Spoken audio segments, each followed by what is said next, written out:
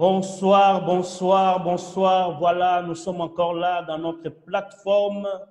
Nous avons choisi d'aider une personne, nous avons choisi de bénir une personne pendant ces moments difficiles de confinement, ces moments d'angoisse, de souffrance, de problèmes.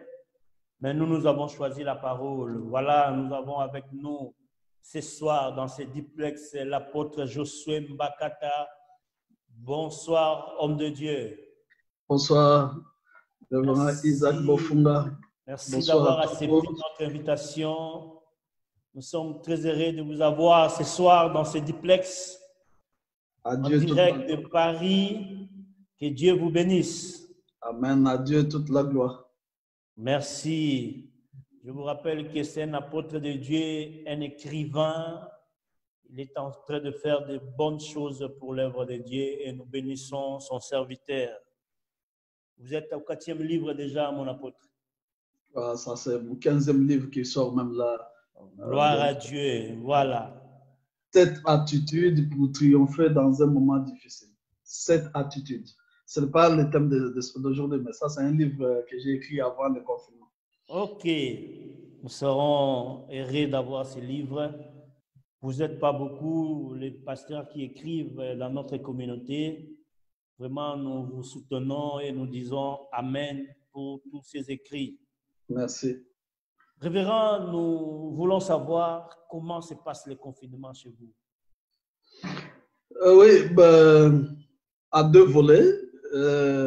Comme tout le monde, particulièrement en France, nous sommes totalement confinés, on ne sort pas. S'il faut sortir, il faut remplir l'attestation de sortie. Bon, moi, je l'ai eu 2 semaines avant tout le monde parce qu'à l'université où j'enseigne, on avait déjà de confinement 2 semaines avant. Et puis, avec tout ce que tout le monde a appris, donc j'ai 2 semaines d'avance. En fait, c'est difficile de rester, mais lorsque nous prenons ça du côté spirituel, tout cela, c'est bien, c'est relax. Nous voyons les accomplissements des Écritures, comme Dieu l'a dit dans le livre d'Ésaïe au chapitre 26, le verset 20, il dit « Cache-toi jusqu'à ce que la colère soit passée ». Donc, il n'y a pas seulement le côté négatif du confinement, il y a aussi le côté positif. Le côté positif, d'habitude, on sort tout le temps, le matin, on revient tard, parfois on ne se voit pas, on se voit que lorsqu'on revient pour dormir à la maison. Et là, maintenant, on peut rester avec les enfants, on peut rester avec madame, on peut rester avec tout le monde, on peut parler. Ça nous permet aussi de nous aimer davantage. Ça nous permet de nous connaître aussi davantage. Ça nous permet de faire beaucoup de choses aussi davantage et d'apprendre aussi. Merci, révérend. Surtout d'apprendre. Je commence à faire d'autres choses. Ouais. Donc, il n'y a pas seulement de mauvaises choses dans le confinement. Des choses qu'on ne faisait pas. Je prends aussi beaucoup de temps. Avant, tu sors, tu vas aller au travail ou bien tu vas aller à d'autres choses. Maintenant, tu prends aussi plus de temps de prier, plus de temps de parler avec des gens, plus de temps de lire ta Bible, plus de temps d'écrire, tu as encore plus de temps. Donc, le côté positif du confinement, c'est ça. Mais seulement le côté négatif, bon, moi, personnellement, je suis casinier. J'aime rester à la maison.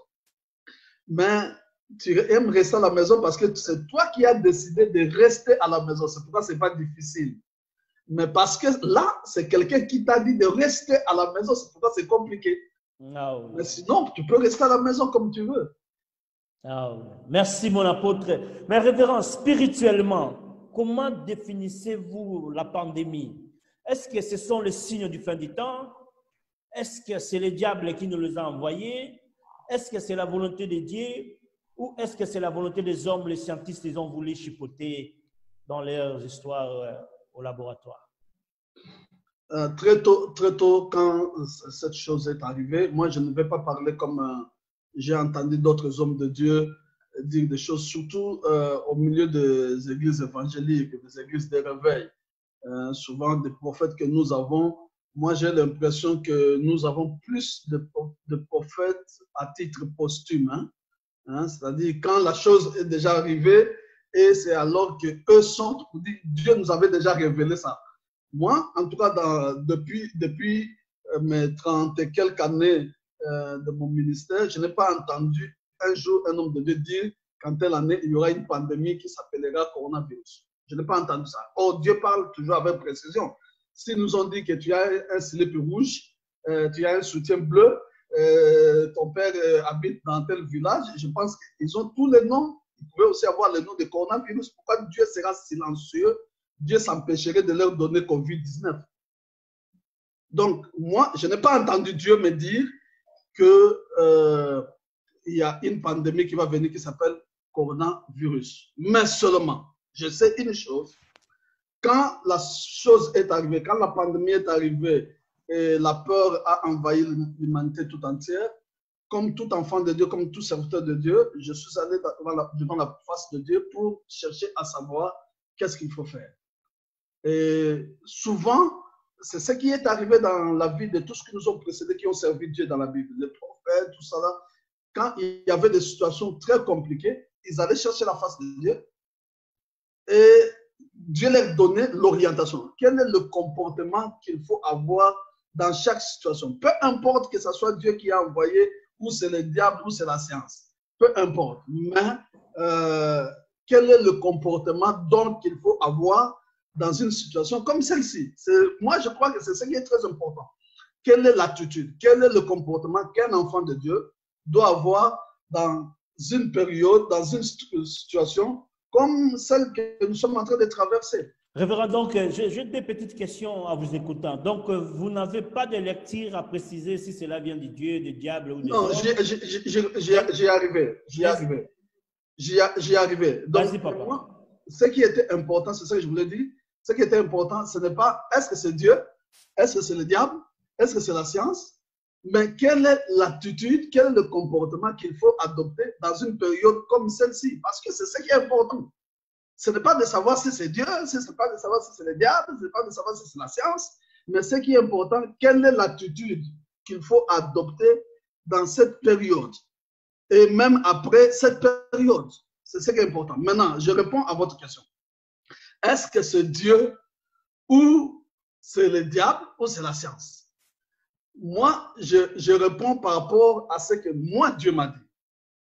Par rapport à la révélation que j'ai eue de la chose, par rapport à la connaissance, l'intelligence renouvelée que Dieu m'a donnée par rapport à la situation. Pour ces choses, il faut d'abord dire, est-ce que c'est Dieu qui a permis cela? Moi, je préfère utiliser le verbe permettre. Est-ce que c'est Dieu qui a permis cela? Est-ce que c'est Dieu qui est l'auteur? La Bible dit, qu'est-ce qui arrive sur la terre que Dieu n'en soit pas l'auteur? Il n'y a rien qui échappe au contrôle de Dieu. Tous les enfants de Dieu qui nous suivent à travers le monde, dans cette plateforme, doivent comprendre qu'il n'y a rien d'abord qui échappe au contrôle de Dieu et rien n'arrive sur la terre si Dieu ne l'a pas permis. C'est-à-dire Dieu est au courant de cette pandémie coronavirus. Maintenant, dans toutes ces choses, il faut toujours, lorsqu'il y a une situation comme celle-ci, un enfant de Dieu doit regarder les choses de deux côtés. C'est-à-dire du côté scientifique, du côté physique, du côté matériel et du côté avoir, d'abord regarder le côté physique, donc scientifique, matériel, et interpréter ça du côté spirituel en faisant donc la synthèse entre le physique et le spirituel. Ça va dégager le comportement, l'attitude qu'il faut avoir pendant cette période. C'est pourquoi, je reviens sur quelque chose avant de finir. Jésus dit, quand vous voyez les feuilles de l'arbre devenir tendres, quand vous voyez les feuilles d'un arbre devenir tendre, vous dites quoi? Vous dites, c'est l'été. Et Jésus, parlant des signes du temps de la fin, il dit, maintenant, pour quelqu'un qui comprend les Écritures, il dit, les feuilles tendres physiquement veut dire tout simplement que nous sommes en train d'arriver à l'été. Alors Jésus a dit, quand vous allez voir, pourquoi les apôtres n'ont pas demandé à Jésus à quelle date tu vas arriver? Ils lui ont demandé simplement quels sont les signes de ton avènement. Parce que pour tout juif instruit, il sait que les signes, c'est le langage de Dieu. Dieu parle par les signes et il parle par les chiffres. C'est-à-dire, un juif, tu n'as pas besoin de lui dire en 2000 ou en 2050 ou 2030, Jésus va venir. Non. Donne-lui seulement les signes, il comprendra l'époque, il comprendra le temps, il comprendra la saison, il comprendra l'événement. Donc, le fait tendre, c'est un événement qui annonce l'été. Et quand nous voyons la pandémie comme ça, c'est quelle est l'interprétation spirituelle de la chose. Donc, du coup, nous regardons quels sont les aspects physiques de la chose. C'est pourquoi la sagesse, dans la Bible, vous allez voir certaines personnes que Dieu avait dotées d'une certaine intelligence, lorsqu'ils avaient des événements comme ça, et ils regardaient, ils fouillaient pour voir les circonstances de l'accomplissement. Même quand tu lis par exemple le livre de Pierre, la Bible dit, les prophètes qui ont prophétisé touchant toutes ces choses, ils ont fait de cela l'objet de leur investigation. Je dis bien investigation. Ici, je parle d'un passage de la Bible. Donc, la Bible parle de l'investigation. C'est-à-dire, l'investigation demande les méthodes, c'est la science. La science de la connaissance, ce n'est pas le spirituel, ce n'est pas le barakabababa, chokobababa. Non, c'est la science. Quel est le comportement? Quel est le temps? Qu'est-ce qui a été défini? C'est la même chose qui est arrivée à Daniel lorsqu'ils étaient en captivité. Et lorsque le temps est arrivé, ils ont fait les études. Daniel a fait les études. Il a compris que quand le temps va arriver, cette période-là, il faut que Dieu fasse quelque chose comme celle-ci. Et c'est pourquoi il pouvait demander à Dieu, tu avais dit dans la bouche de nos pères quand ces choses vont arriver. Et maintenant, voilà comment est-ce que nous avons compris cette situation. On a vu ça du côté scientifique. Qu'est-ce que ce coronavirus? Nous sommes en train de dire coronavirus, ce n'est pas un nouveau virus. C'est un virus qui a existé depuis une dizaine d'années.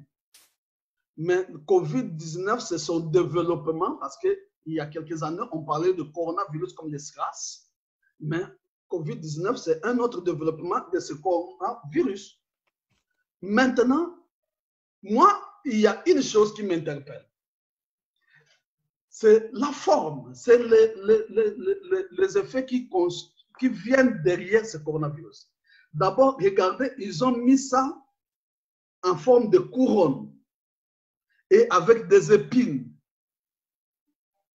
Je ne sais pas si ça a attiré l'attention. Moi, c'est la première chose que j'ai compris dans ce virus-là. Pourquoi on appelle ça corona? Corona veut dire couronne. Pourquoi ils ont mis ça des épines? Vous pensez que ces gens-là ne réfléchissent pas quand ils balancent des choses comme ça? Ils savent. C'est pourquoi les enfants de Dieu, vous savez, Dieu dit à Jérémie, descends dans la maison du potier. Je vais t'apprendre. Dans Ésaïe 26, 20, il dit, cache-toi jusqu'à ce que la colère va passer et tu sortiras. Donc, nous sommes en train de nous cacher, mais quand tu te caches en tant qu'enfant de Dieu, c'est là où Dieu t'instruit. Pourquoi ces gens-là ont appelé ce virus corona? Couronne. Citez un peu, apôtre, pour gagner le temps. Pourquoi ils ont mis ça avec des épines? Donc, du côté scientifique, nous regardons, nous voyons que c'est un virus, mais qui a été motivé. Aujourd'hui, la science, beaucoup de gens, même le professeur Montagnier qui a découvert le sida ici en France, a dit que c'est un virus fabriqué dans un laboratoire. Aujourd'hui, presque tout le monde est unanime que c'est un virus fabriqué. Alors, avec des recherches, nous commençons, je vais citer par là, à comprendre qu'il y a des forces, parce que derrière chaque chose, derrière chaque, même la Bible dit, en réalité, dans l'homme, c'est l'esprit. Quand vous voyez un virus, quand vous voyez une maladie, vous voyez une situation, vous regardez l'esprit qui est derrière cette chose. C'est cet esprit-là, cette interprétation-là qui va vous donner le comportement à avoir. Donc maintenant, quand nous voyons virus, ça a créé la peur, l'angoisse dans les cœurs. Ils ont mis ça très fort. Quand je suis, par exemple, le professeur qui est à Marseille, là, le nom m'échappe tout de suite, qui est en train de la chloroquine, oui.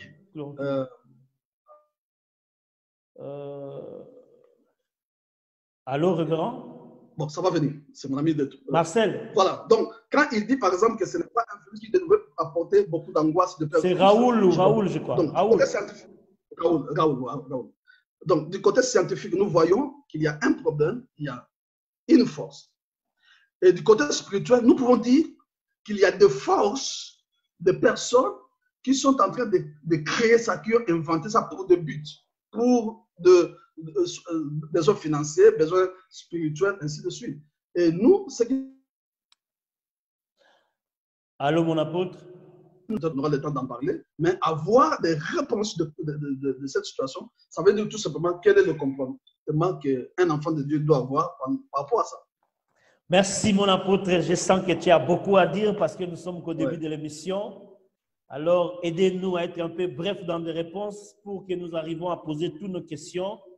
Merci pour cette intervention. Mais révérend, en vous écoutant parler, avant que nous puissions aller dans notre thème, qui est les 5 choses qu'il faut avoir pendant ces temps de confinement, j'aimerais te poser une question par rapport au prophète. Et quand vous avez dit que personne n'a dit clairement, est-ce qu'actuellement, pouvons-nous encore croire au prophète? Et pourquoi Dieu n'a pas parlé au prophète? Parce qu'il a dit, rien ne peut arriver sans que Dieu puisse révéler à ses serviteurs, les prophètes.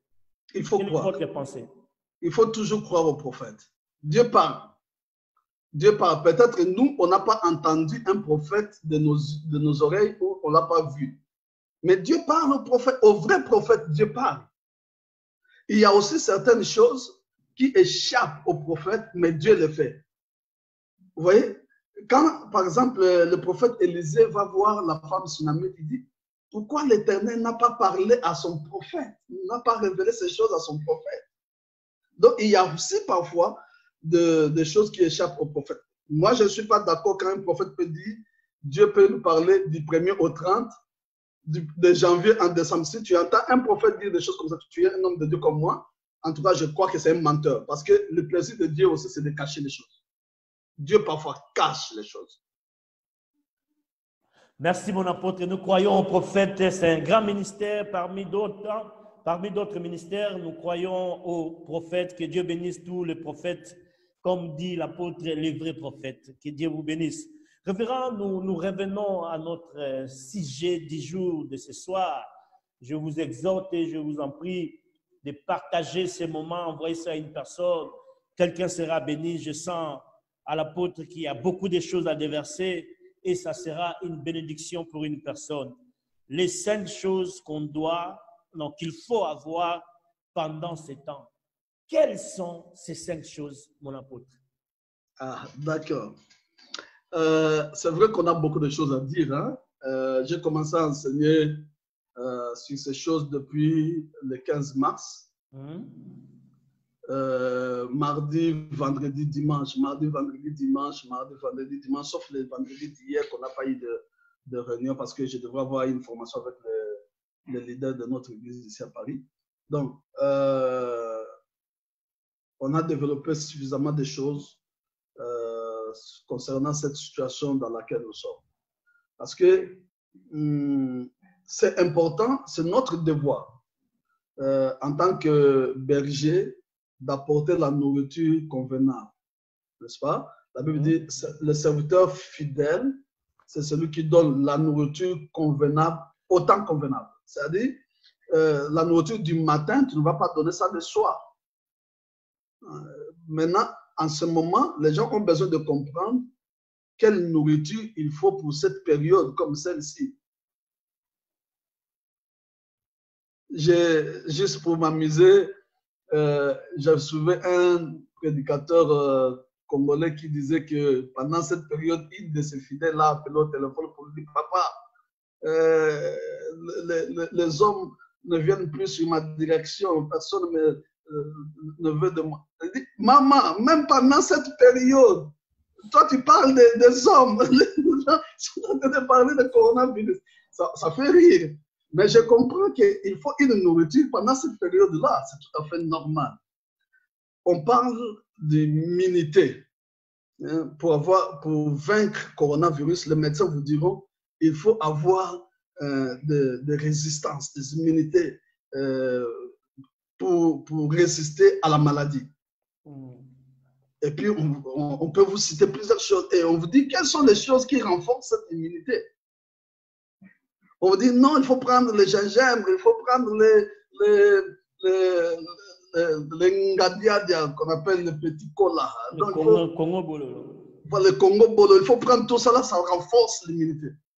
Et d'autres vous diront, il faut boire même le pipi, donc ça renforce. Parce que dans le pipi, il y a le zinc. Donc tout le monde est devenu médecin. Mais moi, il y a une chose qui m'a manqué. Quel est le médicament? Qu'est-ce qui nous donne la force? Parce que ça, c'est la résistance pour le physique. Mais qu'est-ce qui doit te donner la force pour résister spirituellement? Parce que ce n'est pas le coronavirus, cette étape-là, ce n'est pas un problème seulement physique. Ce n'est pas une maladie. C'est un combat spirituel. Mais qu'est-ce qui va te donner donc la force, les résistances, l'immunité spirituelle pour résister pendant cette période? Mais révérend, revenons à quelque chose, ça va aider tous ces gens qui nous suivent. Si nous revenons que c'est un combat spirituel, mais l'hypothèse de la science va tomber. Non, par contre, non. C'est ça que je disais. Lorsque un enfant de Dieu est dans une phase pareille, il faut qu'il regarde le côté scientifique. Le côté scientifique, ça nous dit que c'est une maladie. C'est pourquoi on dit il faut aller voir le médecin, il faut aller se faire soigner. Ça, c'est scientifique. Mais pendant que c'est scientifique, les gens du monde qui ne connaissent pas Dieu, et s'arrêtent à ce niveau-là. Mais pendant que toi, tu es dans un confinement spirituel, tu es caché, tu regardes qu'est-ce qui est derrière cette pandémie, qu'est-ce qui est derrière cette pandémie. C'est là où tu vas comprendre que ce n'est pas un problème scientifique, ça devient un problème spirituel. Et pourquoi Dieu a mis comme un frein le monde entier pour que tout ça se stoppe. Et dans l'histoire du monde, regarde ton âge, regarde mon âge. Bien aimé, on n'a jamais vécu quelque chose comme ça où le monde entier s'est arrêté et où tous les rois du monde, parce que dans le langage spirituel, les présidents, on les appelle les rois du monde, les chefs. Tous ont parlé le même langage, confinement. Et si tu remarques aussi bien, presque tout le monde est en train de revenir presque à la même date de confinement, le 11 mai. Ça vous dit rien tout ça là? Et dans toutes ces choses-là, ils peuvent accepter que le travail, le bureau s'ouvrent, mais ils arrêtent l'église, le fonctionnement de l'église. Ça vous dit rien? Donc, du coup, nous pouvons comprendre que ce n'est pas un virus comme virus maladie, c'est un virus spirituellement aussi défini. C'est pourquoi j'ai dit, pourquoi on doit l'appeler seulement couronne et avec des épines? Or, il y avait quelqu'un qui avait sur sa tête une couronne d'épines. Donc, nous devons interpréter spirituellement ce que nous voyons. En réalité, dans l'homme, c'est l'esprit. C'est ce que la Bible dit. Est-ce qu'il y a un lien, il y a un parallélisme entre le couronne d'épines et le couronne tout à fait. Expliquez-nous, mon apôtre. Tout à fait, parce que bien que c'est une maladie, bien que, parce que le temps, on ne pourra pas parler de ce que nous avons prévu. Donc, je vais faire juste bref. Bref, donc, papa. Pour deux choses, nous avons dit, nous croyons que c'est Dieu qui a permis. En fait, Dieu s'est servi de ce que les hommes ont prévu faire. Le diable a prévu faire. Le calendrier du diable accomplit les promesses et les actes de Dieu. Je peux répéter ce que j'ai dit? J'ai dit le calendrier du diable permettent aussi d'accomplir les promesses et les actes de Dieu. C'est pourquoi la Bible dit, si le diable savait, il n'allait pas crucifier le Seigneur de gloire, s'il savait. C'est-à-dire, pour le diable planifiant amener Jésus sur la croix, tout ça là, Gethsemane, la croix, il était en train d'aider Dieu à accomplir ses promesses et ses actes. C'est la même chose qui se passe ici. Ils sont en train de mettre en place un système qu'on appelle le nouveau ordre mondial. Avant, 10 ans avant, c'était caché. 10 ans avant, personne n'en parlait clairement. Mais maintenant, même les gens comme les Sarkozy a dit clairement que personne ne va empêcher l'installation du nouveau ordre mondial. Le nouveau ordre mondial, c'est un système politique, économique et spirituel. Je dis politique, économique et spirituel qui va s'installer petit à petit. Et voilà, tout ce qu'ils sont en train de faire, c'est comme des tests. Des tests pour voir comment est-ce qu'ils vont imposer ces choses. Et l'ennemi premier, c'est l'Église. Et de l'autre côté, sur le plan spirituel, Dieu est en train d'avertir aussi son peuple, son Église, pour dire, regardez le temps. Vous avez vu les feuilles vertes, vous dites c'est l'été. Vous voyez ces choses comme le nouveau ordre mondial venir, donc je suis en train de revenir. La fin du monde arrive. C'est là la question que vous avez posée, c'est quelle période? Je suis en train de dire que nous sommes là au début de ce que nous appelons la fin du monde. C'est-à-dire nous sommes en train d'aller petit à petit à la fin du monde où Christ viendra chercher son épouse. La Bible dit, vous savez déjà, l'antéchrist agit, le mystère de l'iniquité agit déjà, mais vous savez ce qui l'empêche. Il y a une différence entre antéchrist et antichrist. J'ai entendu beaucoup de prédicateurs dire que j'arrive. C'est la même chose, non? Non, ce n'est pas la même chose. C'est deux choses différentes. Expliquez-nous la différence, papa. Anté veut dire avant. Anti veut dire contre. Donc, les antéchrists, vous allez voir dans la Bible, on parlait de... Vous savez qu'il y a beaucoup d'antéchrists. Beaucoup d'antéchrists. Jamais on a dit beaucoup d'antichrists. Il y a beaucoup d'antéchrists, c'est-à-dire des gens qui sont venus, mais qui sont contre Christ, mais qui sont venus avant lui. C'est eux qui sont les auteurs de ce système que nous appelons le nouveau ordre mondial. Mais quelle différence faites-vous entre l'esprit d'antéchrist et l'antéchrist lui-même? Non, c'est ce que je suis en train de dire. C'est facile à comprendre. L'antéchrist prépare... Non, je parle de l'esprit. Là, je suis d'accord. J'ai écouté l'anté et l'anti. Maintenant, je vous demande, est-ce qu'il y a une différence entre l'esprit d'antéchrist et l'antéchrist? L'esprit d'antéchrist travaille dans les antéchrists. C'est comme leur maître, c'est comme leur chef. Les antéchrists, avec le système nouveau ordre mondial, c'est le système, vont introduire l'antichrist. Et l'antichrist, lui, va introduire le diable. C'est ça. Or, c'est un débat qui peut nous échapper dans notre thème, parce que nous avons écouté d'autres personnes parler de l'anti et l'antichrist, la même chose. Non, c'est important. Pour ne pas aller dans le... Aujourd'hui, non, c'est important pour que nous puissions arriver à ce que nous sommes en train de dire. Vas-y, papa. Parce que vous ne pouvez pas comprendre, vous ne pouvez pas expliquer le temps que nous sommes aujourd'hui si vous ne comprenez pas comment est-ce que l'antichrist fonctionne. Aujourd'hui, vous allez entendre des hommes de dire la marque de la bête est déjà là. Non, c'est faux. La marque de la bête ne peut pas être là tant que l'Église est sur la terre. Vous êtes d'accord avec moi? Oui. La marque de la bête ne peut pas fonctionner maintenant tant que l'Église est encore enlevée. Maintenant, pourquoi quand on peut calculer coronavirus, les gens vont calculer, ils ont dit c'est 666, c'est 666, on peut vous montrer des choses, 666. On dit l'iniquité agit déjà, l'esprit là, l'esprit d'antéchrist agit déjà. C'est pourquoi vous allez voir des choses comme ça qui vont se faire. Mais les gens qui pilotent ça, les gens qui pilotent ce système-là, cet esprit-là, c'est ce qu'on appelle aujourd'hui les antéchrists. Comme les Sarkozy, comme les Bill Gates, comme tout ça là, comme les papes, et ainsi de suite.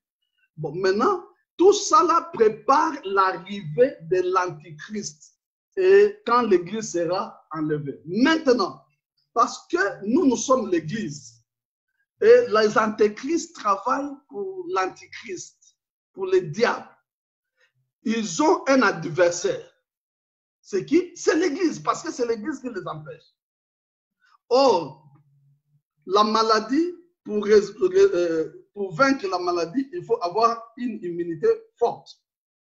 C'est pourquoi on te dit, mange ça. Maintenant, si tu vas manger ça, c'est une victoire physique. Mais dans la victoire physique, il y a un problème spirituel. Qu'est-ce que tu dois avoir comme immunité spirituelle pendant cette période difficile? Et si nous comprenons cela, nous pouvons donner donc la réponse à la question de notre thème d'aujourd'hui. 5 choses qu'il faut avoir dans une période comme celle-ci. Alors, si il faut partir par là, je ne sais pas si j'ai été clair. Oui, ça va, c'est très bien. Nous écoutons les 5 choses. Maintenant, s'il faut partir par là, les 5 choses, je vais les citer d'abord très rapidement. Il faut avoir la grâce. Parce que la grâce, c'est une faveur imméritée, comme nous le définissons. Mais au-delà de la grâce se développe à quelque chose qu'on appelle faveur. Dans le livre de Zacharie, au chapitre 4, le verset 6, la Bible dit, ce n'est ni par la force, ni par la puissance, mais par mon esprit, dit l'Éternel. C'est-à-dire, nous, tels que nous sommes là, toi et moi, qu'on se le dise, en dépit de l'onction, en dépit de la connaissance qu'on peut avoir, des titres qu'on peut avoir, personne n'a la force de vaincre ce système-là qu'ils ont mis en place. Personne n'a la force de vaincre la maladie-là. Comment est-ce qu'ils ont introduit ça? Parce que dans ce système, ils disent que d'ici 2030, nous serons 11 milliards d'individus sur la Terre et on ne pourra pas nourrir toutes les personnes. Donc, il faut supprimer au maximum. C'est là la théorie de nouveau ordre mondial. Il faut supprimer au maximum les personnes. Ils utilisent toutes les méthodes, le vaccin, la maladie, toutes les pandémies, ça leur fait de l'argent, ça leur fait des choses. Mais toi et moi, on ne peut pas avoir la force. Qu'est-ce que nous avons comme force par nous-mêmes pour gagner cela? Tu vas sortir, tu vas attraper la maladie. Combien de pasteurs sont morts? Est-ce que nous sommes meilleurs que eux? Nous sommes intelligents, nous sommes vigilants que eux? Non. Combien d'enfants de Dieu sont morts? Peut-être beaucoup plus saints, peut-être beaucoup qui ont beaucoup plus de valeur que nous. Peut-être plus beaux, peut-être ils ont plus de diplômes que nous. Mais pourquoi ils sont morts? Nous devons rester vivants. Donc, il y a une chose qu'il faut avoir, demander à Dieu la grâce. Au-delà de la grâce, lui demander la faveur. Parce que la faveur, c'est comme la grâce manifestée. La grâce, c'est ce que Dieu donne à tout le monde. Mais la faveur, c'est encore quelque chose de plus grand déployé dans la grâce. C'est-à-dire, Dieu te donne, il donne la grâce à tout le monde, mais la faveur pour que tu vives.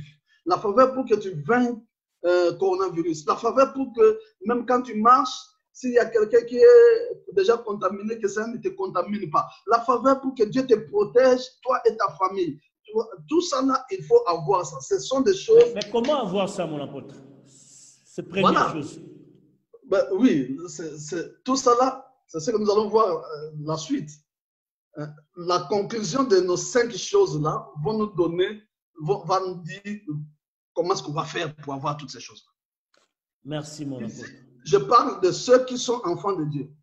Et ceux qui ne sont pas, il faut venir, il faut donner sa vie à Jésus. Maintenant, si tu as donné ta vie à Jésus, tu as la grâce. Mais demande à Dieu encore plus. Fais-moi une faveur. Fais-moi une faveur. Tous les saints qui ont marché avant nous, ils demandaient à Dieu, Seigneur, je veux une faveur. C'est une grâce extra. Donc, au-dessus encore, Seigneur, j'ai besoin que tu fasses encore quelque chose. Seigneur, ceux qui sont morts, ce n'est pas qu'ils n'avaient pas de grâce. Toi, tu es vivant, c'est que Dieu t'a fait encore une faveur de la vie. C'est de demander à Dieu. Tout cela, c'est par la prière. Demander à Dieu, Seigneur, j'ai besoin que tu me fasses une faveur. Que l'ennemi ne m'atteigne pas. Seigneur, que cette maladie, cette pandémie n'atteigne pas ma famille. C'est juste une grâce. C'est juste le faveur. Papa, toi et moi, on n'a pas la force, qu'on se le dise. On n'a pas la... Quand tu passes là-bas, dis-moi un peu, quelqu'un a ce virus-là à côté de toi. Tu dis, moi, je suis Isaac, tout le monde me connaît, je suis homme de Dieu. Demandez même à mon ami l'apôtre Josué, il vous dira que moi, je suis un homme de Dieu, ça ne peut pas m'atteindre. Ça t'atteindra, tu vas mourir.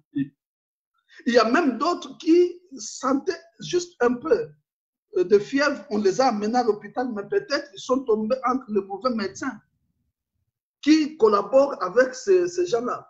Peut-être tu vas tomber malade, mais tu peux guérir si tu vas à l'hôpital. Mais dis-moi un peu, tu tombes entre les mains d'un médecin qui est membre de Nouveau Ordre Mondial et qui est sataniste, qui est antéchrist.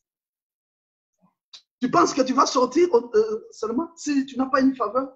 C'est de dire aussi à Dieu, Seigneur, que je tombe entre les bons médecins. C'est-à-dire que je tombe entre les bons médicaments. C'est-à-dire que je tombe entre... C'est ça la faveur. La deuxième chose, il faut avoir renouvelé son alliance avec Dieu. Dieu fonctionne toujours avec les hommes par l'alliance. Et j'ai vu ça dans la Bible, tous ceux qui nous ont précédés. Hein. Moi, j'aime souvent utiliser cette expression. Ils avaient l'habitude, quand ils marchaient avec Dieu, et surtout quand les situations devenaient très compliquées, ils renouvelaient l'alliance avec Dieu. Ils disaient à Dieu, Seigneur, souviens-toi de l'alliance que tu as établie avec nos pères. Pourquoi Israël était fort? Pourquoi les gens comme Moïse, la Bible peut dire qu'ils étaient des hommes de même nature que nous. Pourquoi ils étaient forts? Dans des moments difficiles, ils avaient toujours une alliance avec Dieu. Ils rappelaient Dieu le souvenir de l'alliance. C'est-à-dire, pendant ce temps difficile, ce qui va donner l'immunité, la force de résistance à ton esprit, c'est l'alliance que tu as avec Dieu. Dans cette alliance-là, rappelle à Dieu, tu as dit, tu es l'Éternel Dieu qui me guérit. Tu es mon Jéhovah Rapha. Tu es l'Éternel Dieu qui me protège. Tu es l'Éternel Dieu qui pourvoit mes besoins. Tu es l'Éternel, tu es le Dieu de mon alliance. Chaque homme de Dieu, chaque enfant de Dieu a une alliance particulière qui est avec Dieu. À moins que tu ne sois pas né de nouveau, tu as fabriqué ta nouvelle naissance. Si vraiment tu es né de nouveau avec Dieu, tu as une parole d'alliance qui te suit. Cette parole d'alliance, c'est comme une boussole. C'est dans les moments difficiles comme celui-ci que cette parole d'alliance renaît, prend la forme, prend corps. Ça te dit à Isaac, tout le monde peut t'abandonner. Isaac, tout le monde peut te lâcher. Ce système-là que tu vois peut te faire du mal. Mais moi, je n'oublierai pas mon alliance. C'est pourquoi Dieu pouvait dire aux enfants d'Israël, pour l'amour de Sion, je ne me tairai pas. Et lorsque les enfants d'Israël pouvaient voir des problèmes, même aujourd'hui, ils rappellent toujours Dieu, Seigneur, souviens-toi de ton alliance. Et c'est là où Dieu, quand tu dis à Dieu, Seigneur, je sais que tu es un Jéhovah Jireh. Et maintenant, tu es dans les besoins. Dieu ne va pas te laisser dans les besoins. Il faut que sa nature, en tant que Jéhovah Jireh, se manifeste. Et ça se manifeste que par l'alliance. Tu as une alliance avec Dieu ou pas. Et entre deux personnes, je dis, entre deux personnes, Dieu n'agit pas de la même façon. Dieu regarde la dimension de l'alliance que chacune d'elles a avec lui. Je peux continuer? Oui, papa, nous vous écoutons. Troisième point, c'est la foi. J'ai la faveur, la grâce, je renouvelle mon alliance, je augmente ma foi. Il n'y a pas une université qui peut définir la foi plus que la Bible le dit. Hébreux chapitre 11, verset 1 dit, « Or, la foi est une ferme assurance des choses qu'on espère, une démonstration de celles qu'on ne voit pas. » Job a dit, ce que je crains, c'est ce qui m'arrive. Ce que je redoute, c'est ce qui m'atteint. Et vous savez, ces gens-là, qu'est-ce qu'ils ont fait? Ils ont balancé sur le monde la peur, l'angoisse.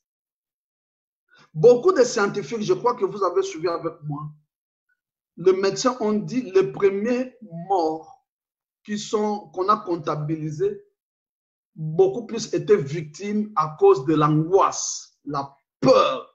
Comment est-ce qu'on a balancé ce virus comme étant un virus très, très dangereux? Jusque-là, ça n'a pas encore fait 1 million de contaminés. Peut-être pas plus. Mais vous savez combien est-ce que la malaria, le paludisme tue chaque année en Afrique? Plus de 500 000.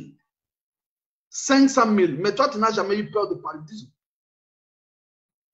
On ne nous a jamais confinés à la maison à cause de paludisme. Mais regardez toutes les morts qu'on a comptabilisées jusque-là. Je regrette ces morts-là. Est-ce qu'ils ont déjà fait 500 000? Non! Mais pourquoi on parle de coronavirus comme étant quelque chose de très dangereux? Ils ont créé la peur. Et même beaucoup d'enfants de Dieu, c'est quoi la peur, la conséquence? Si nous croyons que la parole de Dieu est claire, la Bible dit, c'est ce que je crains, c'est ce qui m'arrive, ce que je redoute. C'est-à-dire, si je n'ai pas la foi à cette situation-là, ça va m'atteindre. Donc, l'humilité qui peut empêcher que cette maladie t'atteigne, c'est la foi. Or, le verset 6 d'Hébreux 11 dit, or, sans la foi, il est impossible de lui être agréable. Car il faut que celui qui s'approche de Dieu croit que Dieu existe et qu'il est le rémunérateur de ceux qui le cherchent. Et plus loin, dans le livre de Jacques, au chapitre 1, verset 5 à 8. Jacques, j'aime ce passage. La Bible dit, si quelqu'un manque de la sagesse, mais dans la version originale, dans le grec, on ne dit pas sagesse, on dit besoin. Si quelqu'un est dans le besoin, qu'il demande à Dieu qui donne à tous simplement et sans reproche. Mais qu'il demande avec foi sans douter. Car celui qui doute est semblable au flot de la mer agité de deux côtés. Qu'un tel homme ne s'imagine pas qu'il recevra quelque chose de la part de Dieu. C'est un homme irrésolu. C'est un insensé. Donc, quand tu doutes, tu ne peux pas recevoir quelque chose de la part de Dieu. Donc, ce qui peut donner la force à ton esprit de résister à cette période difficile, de cette pandémie, c'est ta foi aussi. Bien, quatrième chose, c'est la prière. La prière, c'est un élément essentiel pour les enfants de Dieu. Ça nous rapproche plus de Dieu, de sa présence et dans sa communion. Or, ce que nous devons faire pendant cette période, c'est de nous rapprocher de Dieu. C'est lui qui assure notre sécurité. La Bible dit, comme les montagnes entourent Jérusalem, l'Éternel entoure son peuple. Et le seul moyen pour nous de nous approcher de Dieu, de sa présence pour bénéficier de la sécurité de sa divine protection, c'est la prière. C'est pourquoi dernièrement, j'ai prêché sur interpréter le psaume 91. Interpréter le psaume 91. Quand les gens disent, ah non, c'est le psaume 91. Celui qui est sous l'abri du Très-Haut repose à l'ombre du Tout-Puissant. Mais c'est ce que les gens n'ont pas compris. Pour bénéficier de ces choses-là, il faut être sous l'abri. Il faut être là-bas. Le diable peut permettre que tu puisses avoir ta Bible. Il peut permettre qu'on t'appelle tous les titres du monde. Surtout que nous vivons la titrologie maintenant.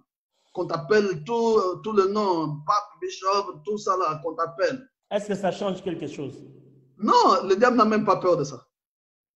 Mais la seule chose que le diable ne va jamais permettre, vouloir que tu fasses, que tu t'approches de la présence de Dieu. Pourquoi? Parce que Dieu ne bénit que dans sa présence, pas en dehors de sa présence. Dieu ne protège que dans sa présence, pas en dehors de sa présence. Dieu n'agit que dans sa présence, pas en dehors de sa présence. Et la seule chose qui nous approche, qui nous amène dans la présence de Dieu, c'est la prière. C'est pourquoi la Bible dit, heureux l'homme que Dieu admet dans sa présence. La cinquième chose pour terminer, c'est le sacrifice.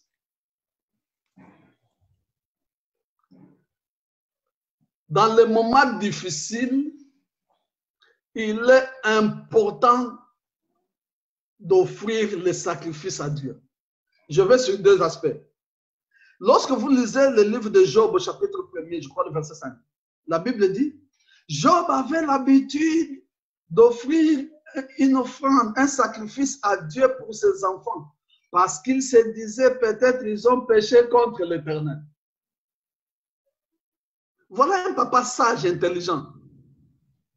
Ça, c'est mon offrande, peut-être ça, c'est pour mon épouse, mais cette offrande-là, ce sacrifice-là, je le fais pour Dieu, je le fais à Dieu pour mes enfants.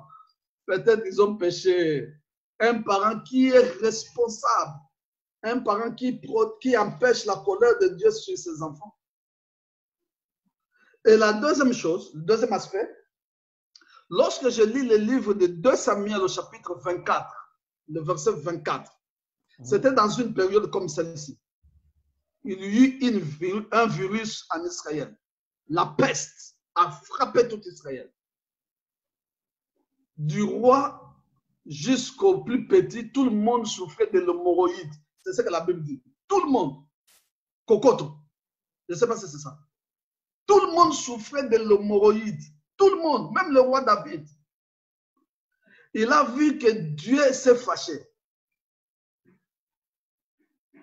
Et David, connaissant le cœur de Dieu pendant la période difficile de pandémie, il sait que ce qui peut empêcher Dieu de continuer de se fâcher, c'est aussi le sacrifice. La Bible dit, il est venu voir un homme qui s'appelait Aravina. Il dit, je veux offrir le sacrifice à Dieu pour mettre fin à sa colère. Aravina dit, prends, roi. Moi aussi, je suis victime. Je suis israélite. Moi aussi, j'en souffre. Je contribue. Prends le bœuf, prends les attelages pour le bois et offre le sacrifice à Dieu. David dit, je ne peux pas donner à mon Dieu ce qui ne me coûte rien. Je vais prendre ça à prix d'argent. Il a acheté. Il dit, je ne peux pas prendre ça gratuitement. Les sacrifices, dans les sacrifices, il y a les mots sacrés. C'est-à-dire, ce qui fait mal quand tu le donnes, mais tu le donnes avec joie, devient sacré devant Dieu. David n'a pas voulu quelque chose de gratuit. Il dit, je ne donne pas mon Dieu ce qui ne me coûte rien. Je veux les sacrifices. Mais ce qui est intéressant, c'est le verset suivant, verset 23-24. La Bible dit, quand David a offert le sacrifice, écoutez ce que la Bible dit, et la colère de Dieu s'apaisa. Et la colère de Dieu s'apaisa. Quand? Ce n'est pas quand ils ont chanté, ce n'est pas quand on a ouvert les églises, ils sont partis au temple, non. C'est quand et David a fait le sacrifice. Le sacrifice apaise la colère de Dieu.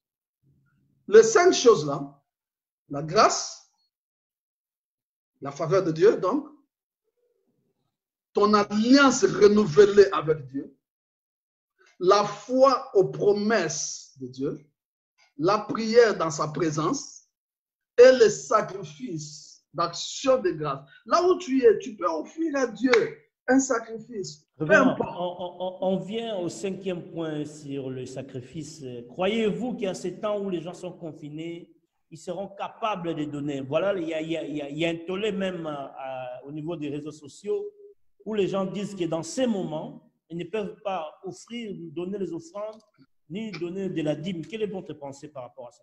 Ils mangent, oui ou non? Dans cette période difficile, ils sont capables de manger, oui ou non? Ils sont capables de respirer, oui ou non? Mais le problème, c'est parce que les gens pensent que quand ils donnent aux hommes. Il faut qu'ils comprennent qu'ils ne donnent pas aux hommes, ils donnent à Dieu. Un enfant de Dieu doit comprendre le sens du sacrifice. C'est-à-dire, je ne fais pas l'offrande, je ne paie pas ma dîme. Moi, je ne parle pas de ces détails-là. Je dis, toi, en tant qu'enfant de Dieu, ce sont des choses que je suis en train de te dire par rapport à la petite expérience que j'ai dans les choses de Dieu. Si tu veux être protégé, tu veux fuir, tu veux la sécurité de ta vie, parce que ce que tu n'as pas gagné dans le spirituel, que personne ne te trompe, tu ne vas jamais le gagner dans le physique. Si le diable arrive à t'atteindre dans le spirituel, tu vas attraper le coronavirus aussi, que tu ne veuilles pas. Pourquoi aujourd'hui ils savent que la Bible dit dans Psaume 133, verset 3, il est beau et agréable aux frères de demeurer ensemble. Peut-être nous n'avons pas bien compris ce passage-là. La suite de ce passage, c'est ce qui est très important, c'est ce qui explique 133. Il est beau et agréable aux frères de demeurer ensemble, car c'est là que Dieu déverse ses bénédictions en abondance, pas dans un autre environnement. Et les gens là, du nouveau ordre mondial, ils le savent que l'Église est une puissance, est une force. Plus elle est ensemble, plus l'Église est ensemble, plus les gens vont comprendre que la puissance sera là, ils ne pourront pas accomplir leur seule besoin. C'est pourquoi il faut confiner d'abord. Ce n'est pas le problème du travail, ce n'est pas leur économie, c'est l'Église d'abord. L'empêcher d'être ensemble, de fonctionner ensemble, le temps de mettre le système, les bases de leur système en place. Là maintenant, ils ont fait les tests de savoir comment, quand ils vont donner un ordre, les gens vont respecter. Merci, le même langage que Macron a utilisé, le même langage que Tshisekedi a utilisé, le même langage. Peu de présidents dans le monde, vous voyez, même Trump, tout le monde parle de confinement. Tout le monde, le même système, et même nous ici, on va déconfiner le 11. Chez vous en Belgique, c'est quand? Le 11 tout aussi sera déconfiné. Tu vois, pourquoi cela? Donc, c'est un système. Est-ce que l'Église comprend? Est-ce que nous voyons? Ce n'est pas coronavirus physique, maladie. Coronavirus couronne avec un pile. C'est spirituel. Donc, voyez des choses comme dans mon tableau ici, je vois ta figure là. Moi, je suis ici. C'est-à-dire, il y a un côté coronavirus virus physique, maladie qui tue. Il y a aussi coronavirus spirituel qui peut tuer spirituellement.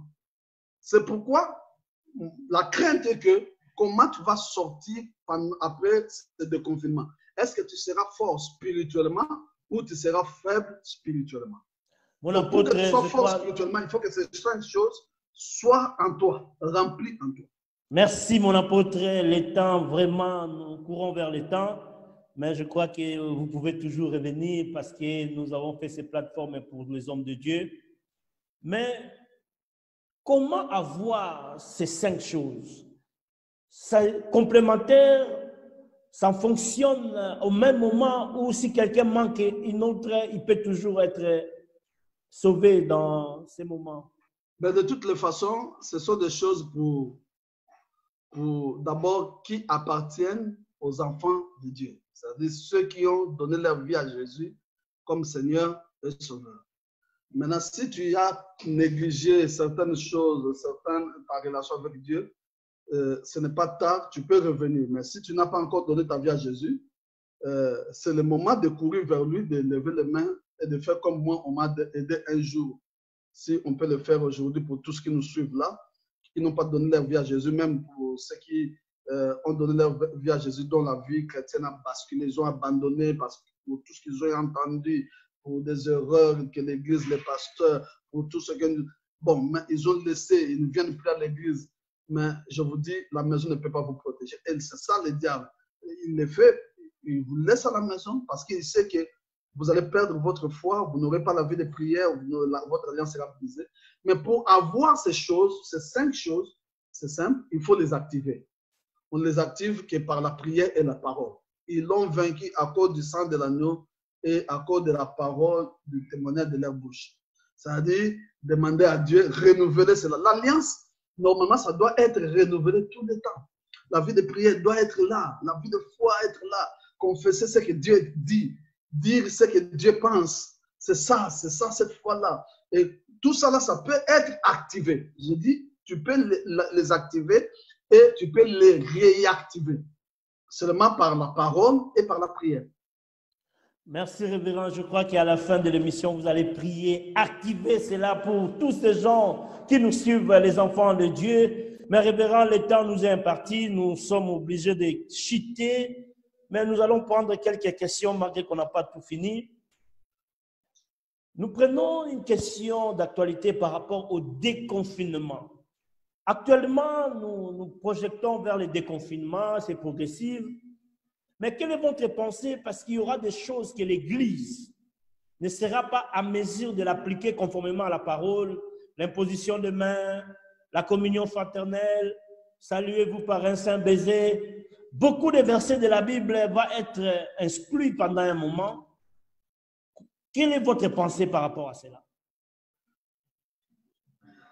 Ben, c'est vrai, révérend Isaac. Vous voyez, nous sommes en face, là, nous sommes en face, ce que les enfants de Dieu doivent comprendre. Dieu nous a avertis, il nous a dit observez, observez les faits, observez. Et quel comportement il faut avoir. Ils nous ont dit, il ne faut pas vous saluer parce que sinon tu vas contaminer l'autre, n'est-ce pas? Et, or, la Bible dit, saluez-vous par un saint baiser. Vous voyez, c'est ça l'antéchrist. Il vient, maintenant, il vient, il impose certains systèmes. Mais nous sommes légalistes d'un côté. Nous obéissons à ce que la loi des hommes dit. Mais il y a une chose, moi je pense que s'il faut être pratique, je voulais dire, pragmatique, il faut obéir. Mais pour se saluer par un simple baiser, ça ne veut pas dire tout simplement aussi s'embrasser. Hein? On peut se saluer par un simple baiser, ça veut dire tout simplement une salutation non corrompue. C'est ça le sens même d'abord. Alors, pour témoigner que moi, ma salutation vis-à-vis de toi n'est pas corrompue, c'est pourquoi nous nous embrassons. Les gens s'embrassent même s'ils ne sont pas saints. Ils s'embrassent même s'ils ne sont pas chrétiens. Maintenant, nous, le fait de nous embrasser avec un cœur pur, c'est ce que la Bible appelle saint baiser. Parce que c'est saint. Mais quand un politicien embrasse l'autre, mais il a un programme derrière sa tête. Mais il a embrassé. Voilà, il a embrassé, mais ce n'est pas une salutation sainte. Ce n'est pas un saint baiser. Il peut le tuer demain. Donc, la salutation par un saint baiser veut dire tout simplement que ma salutation n'est pas corrompue en ce qui concerne la divinité. Maintenant, on se saluera et on prendra les précautions. C'est tout à fait normal. On ne va pas tenter le diable. Donc, prenez les mesures de précaution. Donc, respectons les gestes barrières. Les gestes barrières, c'est normal. Ça, c'est obligé. Respecter les gestes barrières. Mais révérend, arrivons, vraiment nous sommes à la fin, les temps, nous allons vous faire revenir encore pour continuer ces moments. Mais je vais poser une question avant que vous priez pour nous, parce qu'on est déjà 16 heures, là, on a pris plus qu'une heure du temps. Quelle est votre réflexion s'il faut conseiller à un pasteur, conseiller à l'église par rapport aux gestes barrières? Nous nous retrouvons dans nos salles qui sont vraiment trop petites et nous ne saurons pas faire la distanciation comme il faut. Alors, quel est votre apport? Est-ce qu'il faut faire le tour par membre? Il faut rester dans la technologie avec des directs sur les réseaux sociaux? Quelle est votre pensée? Quelle idée que tu peux donner à un pasteur, un homme de Dieu, pour que nous puissions nous aider à prendre les dispositions? Parce que nous voyons chaque secteur est en train de prendre les dispositions par rapport aux gestes barrières. Bien aimé, révérend Isaac, ta question m'a rendu triste. Quand je regarde comment les titans de ce monde veulent coloniser, imposer un système à l'Église. Donc, ça veut dire tout simplement que même lorsque nous allons nous réunir, il faut que moi, je puisse avoir peur de toi.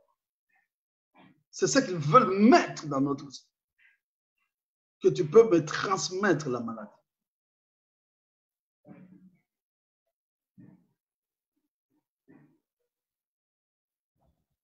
C'est comme ce passage de la Bible qui dit, vous prendrez les poisons, vous boirez plutôt les breuvages mortels, ça ne vous fera aucun mal.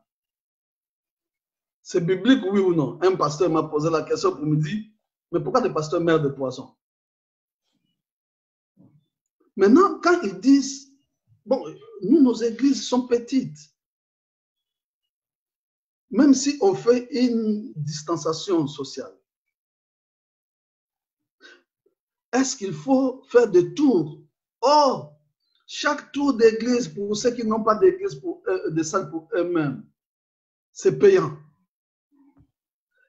Maintenant, quand ils disent ça, nous, on va prendre les dispositions pour faire des tours avec tous ces membres-là. Les autres secteurs, ils ont financé pour les soutenir. Est-ce que vous avez entendu qu'ils ont pensé soutenir les églises? Non. Non. Alors, moi, je crois, il y a une chose. Je vais dire tout simplement aux fidèles chez nous. Nous sommes peut-être dans le même cas que vous. Notre salle aussi n'est pas grande. Mais nous allons mettre les mesures barrières. Se laver les mains avant d'entrer et désinfecter encore, peut-être. Et si possible, si tu ne peux pas porter le masque, je ne sais pas comment vous appelez ça, porte, si tu peux porter pendant que tu es dans la salle, porte. Le temps que... Le cache-nez. Le cache-nez. Si tu peux porter pendant le culte, ça va gêner personne. Moi, je pense que ça va gêner personne. Si toi, tu penses que tu peux porter ça, porte. Ça va gêner personne. Mais nous allons prendre des mesures barrières à notre niveau pour empêcher. Déjà, nous allons désinfecter la salle, peut-être plusieurs fois, même une fois chaque semaine, jusqu'à ce que nous allons entendre parler de la guérison des nations. Et nous croyons à la guérison des nations. Dieu nous a dit ça, il va guérir. Toutes ces choses-là, ça va finir. Tu vois, maintenant, ils savent que le système, c'est comme si vous êtes au travail. On vous dit, on va faire les tests de mesures de sécurité. N'est-ce pas, comment l'évacuation de sécurité. Tu as déjà suivi ça dans le travail? Oui. Le bureau d'évacuation de sécurité. C'est ça qu'ils ont fait là. Pour tester l'évacuation. Comment ça va venir. Quand ils vont donner des... Peut-être que nous sommes en train d'aller dans des moments qui seront encore plus difficiles que ce que nous sommes en train de voir. Ils ont testé. Mais il faut que l'Église réagisse. Mais pourquoi pas rester dans la technologie? Parce que la technologie est en train de nous aider. On croyait qu'on ne pouvait pas faire des cultes. Il est beau et agréable aux frères de demeurer ensemble. Mais vous revenez là où je vous avais posé les questions, qu'il y a d'autres pratiques qui ne seront pas à mesure de le faire. Nous ne serons pas à mesure de le faire parce qu'on est imposé par des lois de gestes et barrières. Mais si toi, tu as par exemple ton cache-nez, moi j'ai mon cache-nez, pourquoi je ne peux pas t'embrasser? Oui, ça dépend de la foi. On revient par rapport aux 5 choses. Aux 5... oui, on revient parce que tous les fidèles n'ont pas la même dimension de la foi que nous. Mais non, le cache-nez là, c'est pourquoi? C'est pour que toi, tu ne me transmettes pas la maladie, que moi, je ne te transmette pas aussi. Maintenant, si moi, je l'ai, toi aussi, tu l'as, pourquoi je ne dois pas t'embrasser? Si nous nous sommes lavés les mains, pourquoi je ne dois pas te serrer la main? Voilà, ça n'est fini pour aujourd'hui. Je crois que nous devons réfléchir jusqu'à arriver à trouver une solution pour l'Église parce que chaque secteur dans son coin, ils sont en train de réfléchir et je crois aussi, nous, les hommes de Dieu, nous pouvons le faire parce que nous avons des hommes intelligents, dignes pour arriver à avoir des solutions par rapport aux distanciations, aux gestes et barrières. Merci, mon apôtre, ça n'est fini pour aujourd'hui. Une prière d'activation pour ces 5 choses qui va bénir une personne qui est en train de nous suivre maintenant dans ces duplex. Merci beaucoup. Merci pour l'invitation, révérend Isaac. Ça m'a touché d'être partisan de cette plateforme. En tout cas, tu sais que je t'apprécie beaucoup. J'apprécie ce que tu fais. Dans cette génération, on n'a pas beaucoup d'hommes de Dieu voués à la cause de l'évangile comme toi, tu le fais. C'est beaucoup de sacrifices, c'est beaucoup de choses. En tout cas, que Dieu te bénisse, qu'il te protège, toi et ta famille. De l'autre côté, bon, il y a quelque chose, moi, c'est ce que je pensais avant que je le prie, par rapport à l'église chez nous. Je me disais, est-ce que ce n'était pas normal de dire, par exemple, à certains fidèles de l'église d'aller se faire dépister? Ça rassure.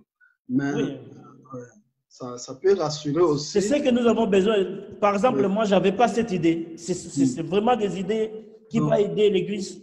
Oui, donc si tout le monde se dépistait, ça rassure. Hein, ça Oui, rassure. ça donne une confiance. Et Voilà, puis, donc même si la police venait, vous avez vos attestations de dépistage, on va dire, bon, mais nous, tout le monde s'est fait dépister, et personne n'est malade, personne ne peut transmettre à quelqu'un la maladie.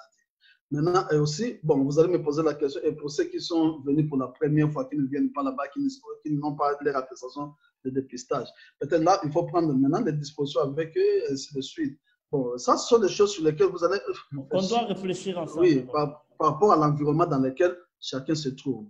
OK? Parce que si vous avez une grande salle, vous n'avez pas besoin de toutes ces choses-là. Vous êtes 50 et vous avez une salle d'une capacité de 300 personnes. C'est bien. Moi, je recommande cette idée, papa. Je recommande cela. C'est très bien. Ça donne aux gens maintenant, la confiance d'être ensemble. Même quelqu'un est dépisté positif, soit il va se faire soigner, soit vous priez. Moi, je crois que Dieu guérit le coronavirus. Merci, révérend. Nous croyons à la prière des justes qui peut changer les choses. On va prier. Père, nous bénissons ton nom. Je prie particulièrement pour ton serviteur Isaac Bofunga et sa famille. Merci pour la vision que tu lui as donnée. Je prie que tu lui fasses du bien, que tu multiplies tes faveurs dans sa vie et pour l'œuvre qu'il fait pour toi, Seigneur, pour le royaume. Donne-nous les moyens nécessaires, Seigneur. Bénis-le au-delà de son espérance. Je prie, Seigneur, pour tous ceux qui nous suivent, tous ceux qui nous ont suivis. Seigneur, ceux qui ne te connaissent pas, qu'ils te connaissent. Et ceux-là qui ne te connaissent pas, Seigneur, je prie qu'ils saisissent cette occasion pour revenir à toi.